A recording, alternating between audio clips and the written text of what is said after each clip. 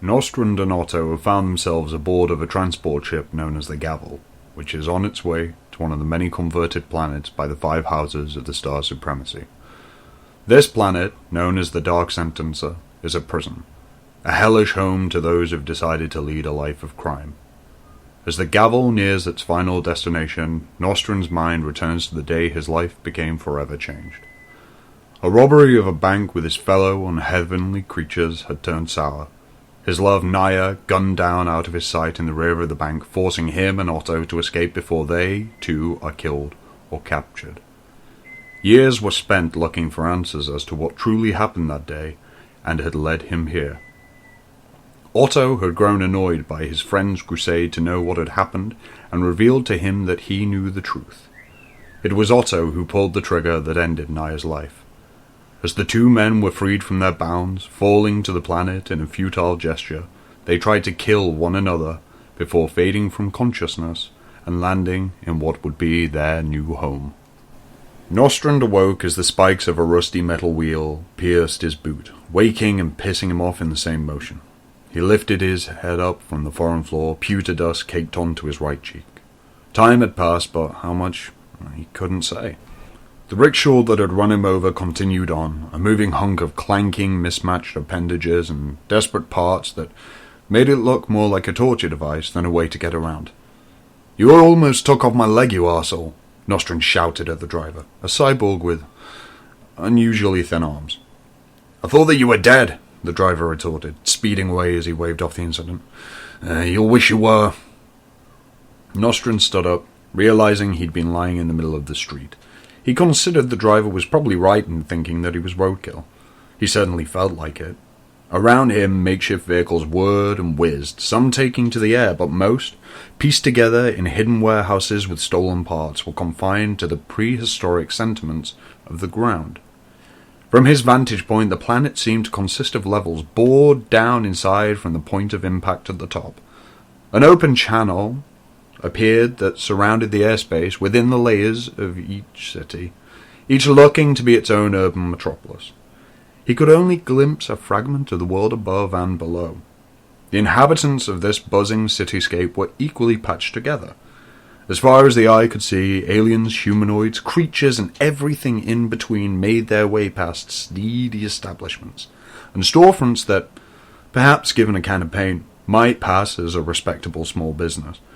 Behind them, rusted and cracked skyscrapers rose into the sky, taunting remains of the advanced city which had stood before the crash and had shifted within the planet.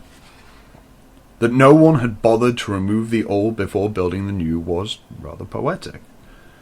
The level he had landed upon was as much gleam and tech as it was rotting desperation.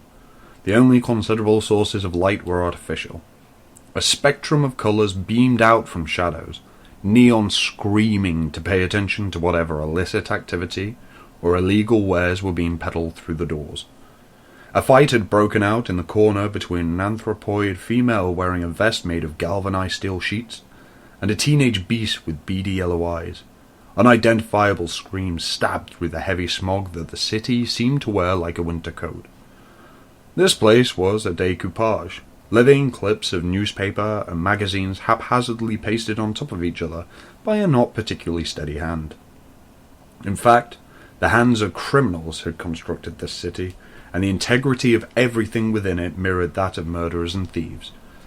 Nostrand walked along, careful not to make any eye contact with anyone, even more careful not to sideswipe a shoulder on the congested walkways. His stride was intimidating, wide and unafraid to fill the space it had deserved. It was a presence that commanded respect, even from beings who dwarfed him. He breathed in deeply through his nose. Something about the process of slowing down his inhalation had calmed him. In the time since Naya's passing, he taught himself to dip deep into the well of memories he had of them when confronted with despair. It was self-preservation, and by God, did it help. But Nostrand knew that he couldn't replenish itself forever. One day soon, he would go inside looking for refreshment and find nothing but an empty vessel. Fortunately, this hellhole had no shortage of ways to self-medicate. He turned into a sketchy-looking joint with a yellow sign out front called "Last Meal." Had me at yellow, he thought. It had always been her favourite colour, and so, well, now it was his. The place was actually pretty dead. Nostrand wandered past a handful of patrons seated at the bar. One was slumped over the painted bar top, and Nostrand considered whether he was asleep, drunk, or possibly expired. It didn't matter anyway. He sat at the very end, making sure there was a wall to get his back up to. It was one of the quirks of his personality that had proven to be a good instinct with time. The elderly, mustached man behind the bar had watched Nostrand enter and sit, but made no immediate move to take his order. Rather, he carefully finished filling the dozen offbeat bottles with some kind of home-brewed, dangerous concoction. The man hobbled over, finally, slowly, age weighing on his shoulders and knees. He looked like he belonged behind a bar, as if he'd been born on the liquor-stained mats and learned to walk with a rock glass in his hand. This place, though, seemed below him. In his former life, the one that was now a fever dream of the Dark Sentencer, he had owned a number of establishments, beautiful places filled with gleaming finishes, 100-year-old brews and customers who weren't felons. If only that had been good enough, he often thought, making an honest living, indulging others with good food and drink. Instead, he had landed here, on this paling planet long ago, outlasting almost every other inhabitant, because no one else could turn almost anything into somewhat palatable booze. "We all knew," the bartender said. "So, let me tell you how this works. First aid drinks are on advance. When they assign you a job, we work out a payment plan." Nostrand lowered his eyes slightly. "Well, why do you assume I knew?" The bartender nodded his head, looking down at Nostrand's waist. "You got no gutter," he said. Nostrand looked around at the other patrons. He remembered vaguely the words of Officer Matters aboard the Gavel. Something about issuing a gutter upon arrival.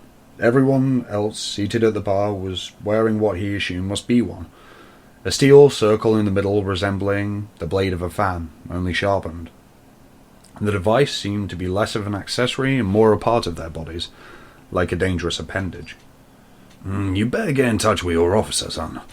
Too much room for trouble otherwise," the bartender continued, pouring the cloudy amber liquid into an old jar and pushing it toward Nostrand. "Well, where's yours?" Nostrand asked, noticing the bartender is also without a gutter. "There's a lot of ways to work for the man. Mine just happens to be untraditional." "Well, I like to think I'm pretty untraditional too, actually." "Of course you think that. Everyone who finds their way to the Dark Sentencer thinks that there's something special. It's what landed us all here in the first place. A big superiority complex. Thinking we're all too good or too smart for the rules that apply to everyone else," he said. "Well, humour an old man and listen up. See all those bodies walking around out there?" He directed Nostrand's attention out the filthy, cracked windows of the pub. "Yeah? Well, they're criminals. A complete waste of life, and you and me, well, we're no different. I've been here a long time, son. So take my word for it. Save yourself the mess this time and try playing by the rules for once in your life. We're the gutter." "D'amici, darling, I'm positively parched." Nostrand stared blankly into the golden bubbles of the drink on the bar in front of him as the bartender began to walk away to serve a lavender-skinned alien who called to him. The woman seemed to be irregular, and the old man cracked a welcoming smile for the first time that Nostrand had seen since he had arrived. The two touched hands warmly as he watched as the bartender gave her a little, affectionate squeeze. Outside, a pack of HOSS guards on patrol walked past the window, paying the establishment no mind. "And don't forget, son," he said in Nostrand's direction. We'll work out a payment plan tomorrow." But Nostrand would have already gone. The drink sat at the end of the bar, untouched, and Nostrand knew better than to take on a debt he wasn't sure he'd be able to repay, and, contrary to the bartender's assumptions, that did, in fact, make him exceptional on this planet of depravity. If he had no say in the matter, he was getting out as quickly as possible. The operating table was caked in years of grime, old blood eroding the metallic surface. It hasn't seen so much as a wipe down, let alone a full cleaning, in its lifetime. And why should it? The guards would argue, none of them wanting to add any extra labour into their days on the dog sentencer, and certainly not wanting to risk contamination from one of the inmates. Disease and infection ran rampant in this place. With no HOSS-issued doctors stationed anywhere on the planet, the only medical care available was via the bartering system between inmates, with a handful of those who'd been physicians or nurses on their home planets. There were afflictions here that hadn't even been named yet, mutations of viruses that morphed happily under the dark, damp, unique conditions. The guards were not about to become casualties if they could help it. For that reason, they also wore full-body suits made of a heavy plastic-like material when implanting a gutter into a new inmate. The inmate on their table at this moment was a particularly enormous and difficult specimen. The warden had anticipated this. Word had spread about Otto and his tendency of having a tantrum when things weren't quite going his way. The day of Otto's trial, he tore a heavy chair from the court floor, one that had been bolted down via welded 30-gauge steel, and had thrown it at the convicting judge. The poor unsuspecting fool was still in a coma from the incident. All hands on. And for this reason, the warden had ordered an additional 4 guards to keep him still for the placement. A total of 8 held him down from every angle. The air smelled like an auto repair shop. The rusty tang of blood and machinery. Screams typically filled this room. Implantation was, in and of itself, painful enough to bring anyone to tears, and the warden refused to spend HOSS funding on anesthesia of any kind. The mechanism of the gutter had been designed to pierce the skin and secure itself internally to the major organs. In the event that an inmate didn't show up at their post, or on scheduled time, or, stepped out of line, a simple code would start the belt in motion, spinning its way like a corkscrew to the intestine, stomach, liver, and spleen. As the name would suggest, the belt literally gutted its wearer. But on this day, a dangerous silence had dampened the implantation room. The quiet had raised the hairs on the guards' necks as they stared at the opposing walls, or became very suddenly fixated on the details of the uniforms that they'd been wearing every day for years. Even as the centre of the belt whirred slowly into the flesh of his abdomen, Otto didn't cry out. Instead, he moved his eyes back ever so slowly, back and forth in a small arc to study the faces of every guard who had restrained him.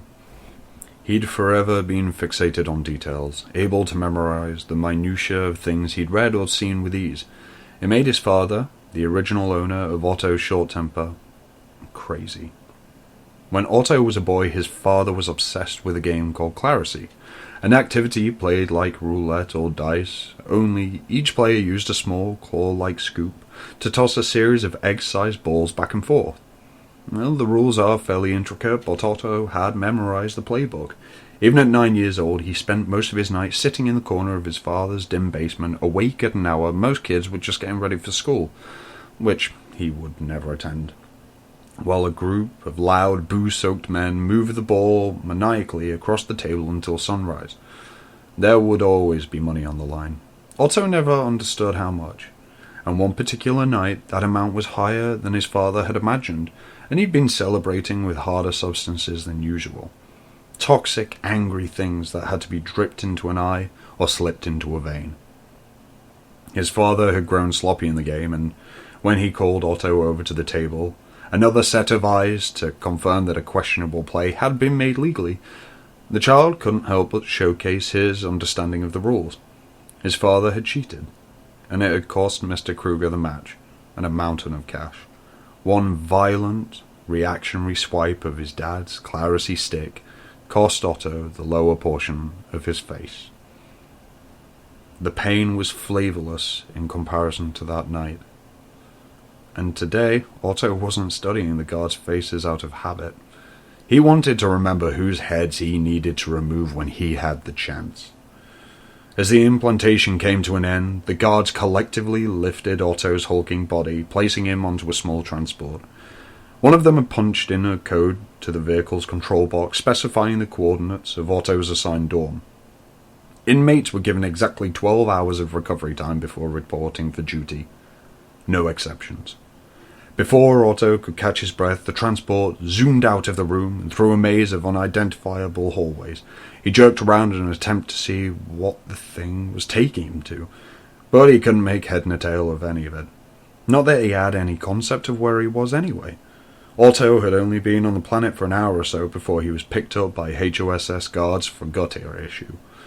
It was difficult for a man pushing 7 feet tall to be incognito for long, and his physical presence had drawn enough attention that he hadn't been able to disappear into the city the way Nostrum could. Otto was a few shades of grey away from being a living gargoyle. The transport stopped abruptly in front of what could only be described as a see-through wall of human-sized lockers. This was the dorm.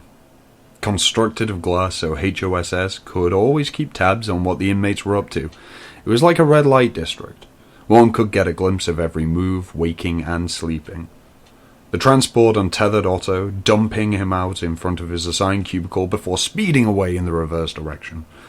As his gutter sent signal to the scanner on the cubicle, the glass doorway rose automatically, allowing him to enter.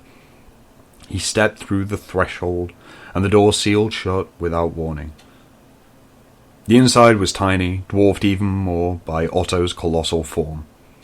There was a 1-inch thick mattress on the floor that would have comfortably fit someone half of his size.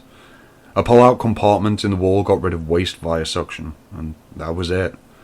The 2 features of his new home.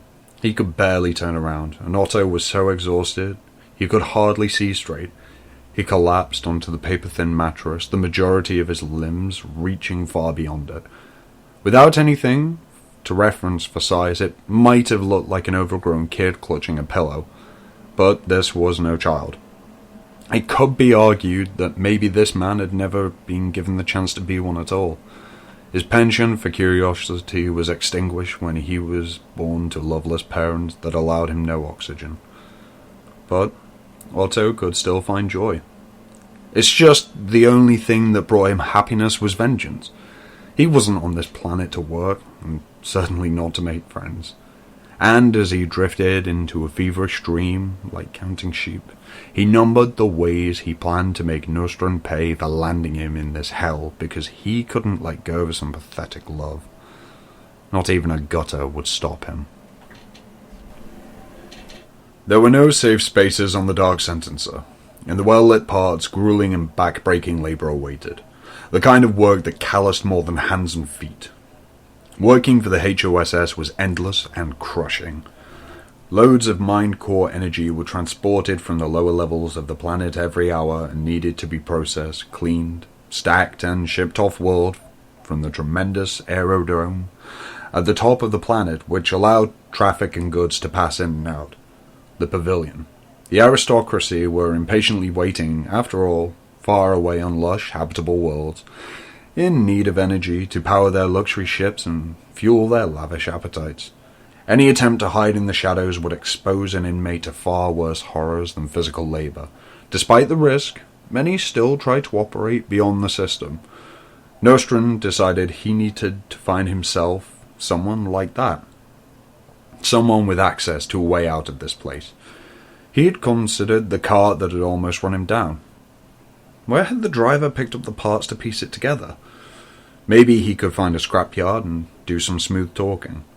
One could never know what kinds of useful things those places had lying around, or the depth of insider information held by the people who frequent them. Nostrum fast walked through the city, the same dull darkness settling onto the burned-out streets. He had no idea what time it was, whether it was night or day. He navigated through the claustrophobic pockets of empty space, and the small places on the sidewalk where bodies were not. Nostrum had been born and raised in a big city. The chaos set him at ease. Before him, a cluster of inhabitants came together and moved side by side for a few moments, as if they were a group of friends on their way to a museum or lunch, before scattering like tiny insects might as a giant foot came down on them. Strange how it always happened that living beings attracted one another unconsciously, magnetizing and demagnetizing just as quickly.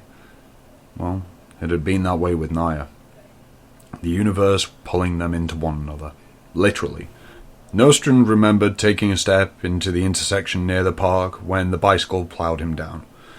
What kind of old-timey idiot rides a bike anymore? Was his first thought, before noticing that the fallen rider was the most beautiful woman he had ever seen. He walked over to check on her. The contents of the straw bag slung over the handlebars scattered all over the sidewalk like party confetti. The woman dabbed at the blood on her badly scraped knee using the long sleeve of the black shirt that she was wearing. She lifted her face slowly up to him, setting fire to the air between them. "Are you alright? Watch where you're going next time, you fucking moron," she said. He loved her immediately. They spent the next consecutive 785 days together without missing a beat. Now, he was here. Alone on a planet that he was running out of time on. Nostrand stepped onto a piece of broken glass, shattering it into the pavement. He had yearned for her. The gifts she found in him, the parts of his own identity that wouldn't work without hers. He was like a toy with no batteries. The city had a tinny sound, reverberating in and out of the wet air. It likely had something to do with the fact that it was built within a planet deep into rock. There was a fire burning about 20 feet away, smoke billowing up like a charcoal apparition. A HOSS branded security ship dropped down low among the busy street. The guard inside half-heartedly scanned for trouble. A woman walking slowly ahead of Nostrand slowed down to decrease the space between them. The less someone stood out, the better, even if you weren't doing anything wrong. Nostrand took this as the tiny sign that she might be willing to talk. Nostrand quickened his pace to catch up with her. Time had weathered her concentrated, once-sharp features, and a thick pink scar split the small space between her scalloped nostrils. But, still, Nostrand recognized the profile immediately. Pilo! The woman's bright green eyes darted in his direction, startled and prepared to fight. Then, a familiar smile lifted her dense brows. "Well, I'll be damned," she said. "Well, that's a face I never thought I'd see again. And a fucking gorgeous one at that." Nostrand mirrored her joy and the two confidently grabbed hands, pulling him for a quick pat on the back that nearly passed as a hug. "Well, I wish I could say the same about you, but, that mug has seen better days, my friend," Nostrand said. "That lady of yours finally been giving you the smackdown that you deserve?" "I wish, but I miss that belligerent woman. She's on the outside. We were living in Vitexia, and I got picked up. Probably traded me in by now," she said, running her index finger across her scar. "This is a little souvenir from the Dark Sentencer. Turns out I'm not as quick on my feet as I used to be when running from a Tuberian with a machete." She paused for a second, then let on with a grin. "Those guys still don't take kindly to being ripped off in the middle of the night." "Well, no one can accuse you of being a fast learner, Pilo," Nostrand laughed. "God, it's good to see you." The pair turned the corner as a motorcade of large trucks came barreling down the street, flanked by HOSS transport. The trucks were covered, but couldn't contain the glow of the precious cargo they transported. A radiant gold light beamed from any open cracks in the frame, as if carrying the sun itself. A voice projected from the ships as they followed closely, protective of the vehicles. "Remain 20 feet from the transport at all times. Do not enter the transport path. Crossing into the transport path will result in immediate gutter activation." The high-pitched scream of a siren alerted the inmates to a shift change. The sound was the only gauge of time passing. No mornings, anniversaries, lunch hour, or weekend plans. Only the cry of an alarm to remind you that nothing has meaning anymore. Pilo rolled her eyes. "You've got to keep on feeding that machine, you know." "Where are you stationed anyway, Nos?" she said. Nostrand peered around, suddenly aware that they were conversing amongst thousands of listening ears. "Nowhere, man. I just got dropped off," he said quietly, "but I can't stay." Taking the hint, Pilo glanced at Nostrand's unfettered stomach, then looked around before removing the thin, oversized trench coat that she was wearing, exposing the gutter around her waist. She handed the coat to Nostrand. "You look cold," she said unconvincingly. "We should get inside." Pilo picked up a pace, ducking into a poorly bricked alleyway, tucked away by the soaring facade of sleek buildings. The bricks were cracked and chipped beyond repair, hinting at the planet's quickening sprint towards its end. Nostrand wondered what kinds of things they'd seen, what nightmares those stones could relay if given a voice. Nostrand followed Pio closely through the crumbling archway, the steel beam inside it exposed. Things had begun to shift ever so slightly, like a constant series of small earthquakes. Bolted into the deteriorating concrete facade, a rusted metal sign embossed with the words, "Spartans Lodge." Rust dripped down and stained the ground beneath it like old blood. Dilapidated didn't quite convey the level of disrepair. Pilo pulled back a piece of metal fencing that served as a front door to the building. Even a bunch of felons can't resist the illusions of security measures. Not a luxury property, but it gets the job done, she said, allowing Nostrum to pass by before carefully moving the fencing back into place. Nostrum had caught a whiff of fire, stale food, and some kind of chemical. There wasn't much left to the lobby other than the guts. A rogue shard of faded red wallpaper stuck out on a fragment of leftover wall like a bowie knife.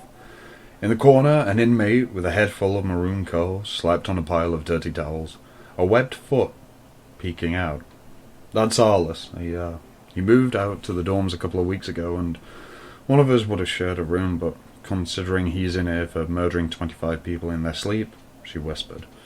We figured he'd be fine out here until one opens up, Pilo said, unchaining a sliding door in the corner of the lobby. Probably a good call, but what do you mean by dorms?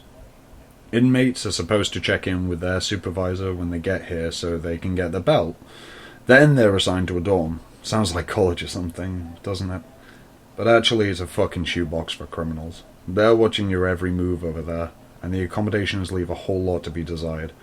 Barely turn around in those rooms, and not to mention a whole lot of newbies locked up. You know, together in tight quarters, there's a lot of hormonal rage and chest puffing. I'm too old for that shit. They walked up a dozen or so flights of stairs, their breath thickening with each turn. She opened up a shabby-looking door. So you just left, and they're fine with that? Well, sort of. Once you've been here a while, you can make connections. Guess you could say friends, but 99% of the cats that you meet on this planet will cut your parachute and use your back as a trampoline if they have to, Pilo said. She twisted a neon bulb in a pitiful-looking texture, illuminating the room with a single solitary cool white beam. Her shadow spoke against the decaying wall. But you've scratched some backs and learned the way of things. After you get strapped with a gutter, they know where to find you. As long as you're flying low and not making them look incompetent to their big boss, HOSS won't take you out for trying to make your own way.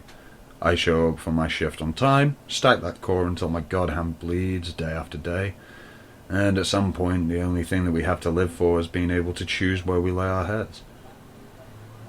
Nostrum nodded to the belt around her waist, fragments of light hitting its spokes as if it were in motion. So, the gutter, it's a tracking device? She absently touched the metal as if she'd momentarily forgotten it was implanted in the deepest parts of her viscera. Kind of, it's 1 part location finder and 2 parts graphic, painful reminder that the HOSS can disembowel you with the touch of a button. It's fashionable and functional, she said with a protective layer of sarcasm. Pilo pulled a small bowl out from a single drawer in a small low table and unwrapped its cloth covering to reveal palm-sized green pellets.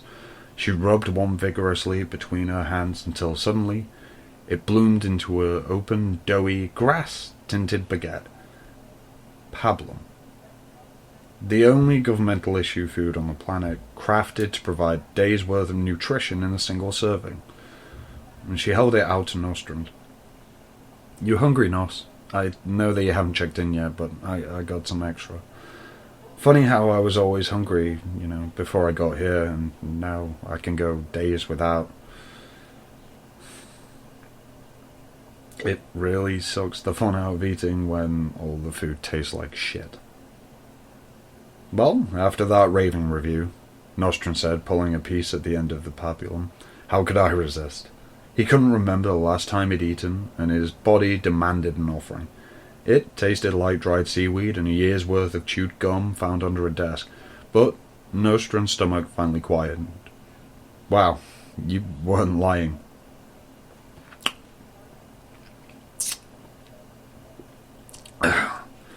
This is remarkably disgusting, he said, the gluey consistency making it difficult to chew.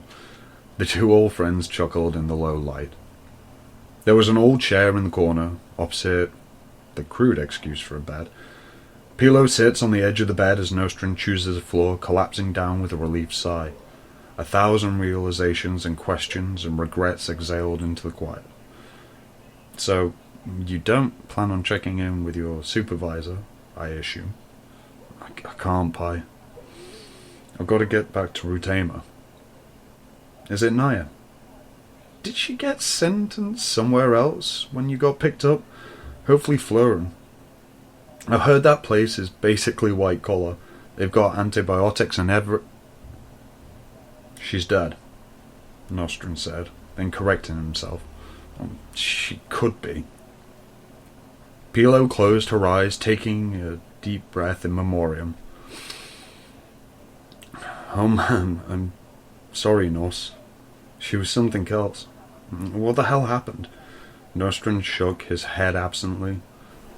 I don't know. We'd scoped this bank for about a year, thinking that we could hit a big one and we'd be set, and we wouldn't have to do this anymore. Start a family, maybe. I swear that we had that place plotted from the plumbing system to the roof.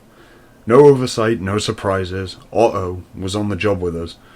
He always had some issue with her. It was probably more with me than anything. He felt like she was taking away something from our relationship just by existing.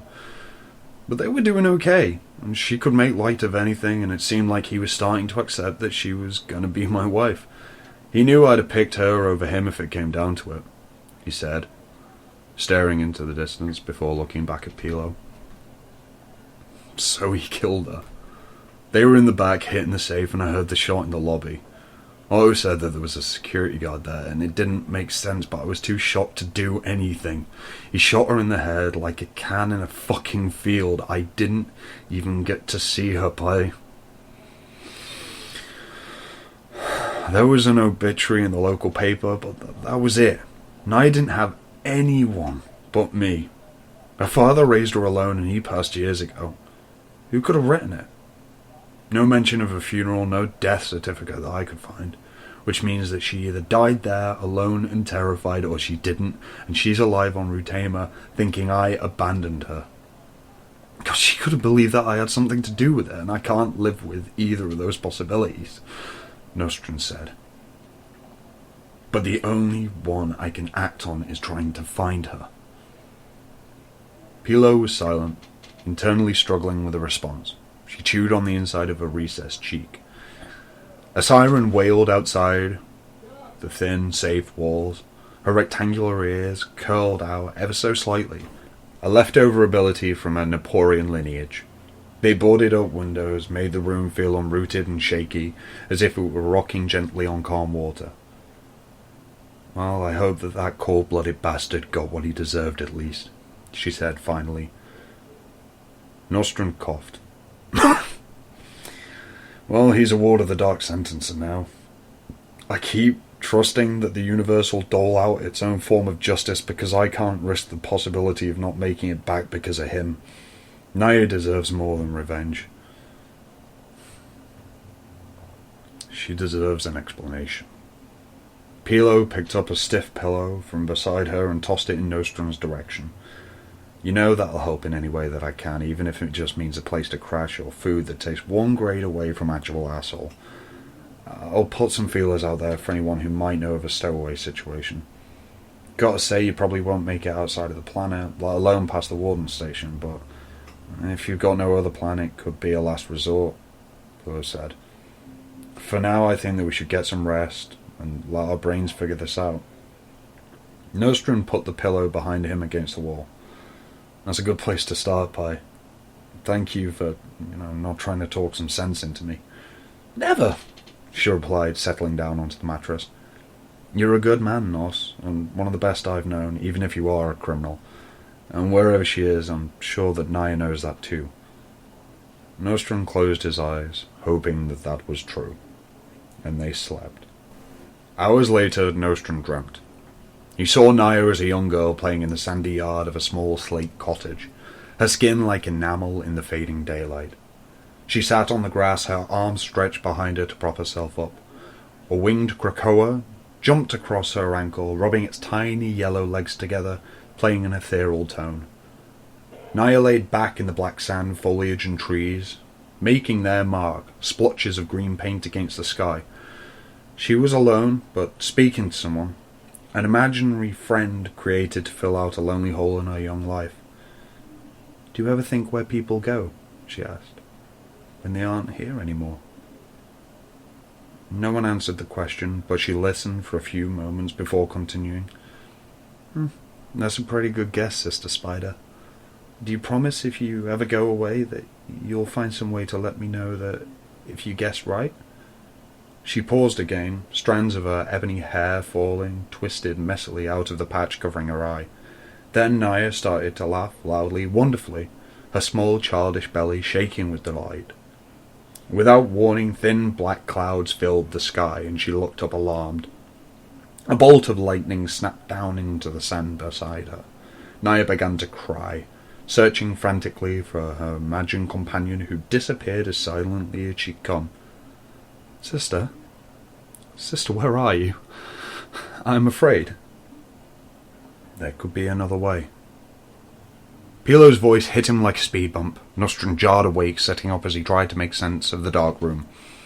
I'm sorry to wake you, but I just thought of something, Pilo said into the void.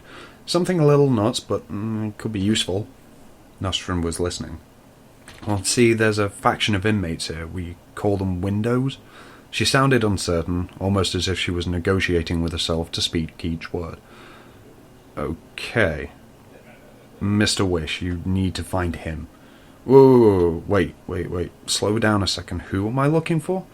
Nostrand adjusted to light finally, and he was surprised to see Pilo crouching on the floor beside him. It's complicated, and I'm not sure that I quite understand it all myself, if I'm being honest. But if you spend enough time wandering around this planet, you'll notice them, whispered Pilo. Sentenced down here for all kinds of things, but most of them lies or a matter of someone needing a fall guy. I've never met a window with a manipulative bone in the body. They wander, not paying much attention to the world around them, totally immersed in something else. Something you and me can't see. The guards won't make them work, and the subservers are too scared shitless to take them down there. And these windows sound like a lot of things, but intimidating doesn't jump out at me. Why would anyone fear them if they just mind their own business? Ghosts. Ghosts? Yes, just because it's dark in here doesn't mean I can't see you looking at me like I'm a whack job. I'm being serious, she said. Rumour has it that windows are riddled with the souls of the dead. And you believe that? Well, there's no reason not to, but I've never really thought about it until now, Pilo said, her voice abnormally hushed. The thing is that they don't communicate with regular inmates, only other windows. Their minds are all connected somehow. Telepathy, I don't know, but they're the only way to talk to Mr. Wish. He might be able to give you some more information about Naya. Nostrum surmised. Well, it's worth a shot, and if I can find out if she's dead, perhaps they can pass on a message. And that might change your mind about getting yourself killed trying to get her back home. Nostrum felt his heart starting to race at the thought of the lead. He slapped his palms across his face, sending shocks of energy through his body. He knew he should try and get a few more hours of sleep before committing to the day, but there was no way he could go back down now. It was too close. She was too close. Without hesitation or any idea what he was looking for, Nostrum rose and headed for the door, thanking Pilo for the guidance. Despite her protests, he laid her trench coat across his bed. He refused to let anyone sacrifice anything else, no matter how small, on his behalf. She assured him he could come back at any time. If he decided to stay, she'd be happy to show him the ropes to life on the dark sentencer that could pass for contented. "So, where do I find him?" he asked Pilo. "Through a window, my friend,"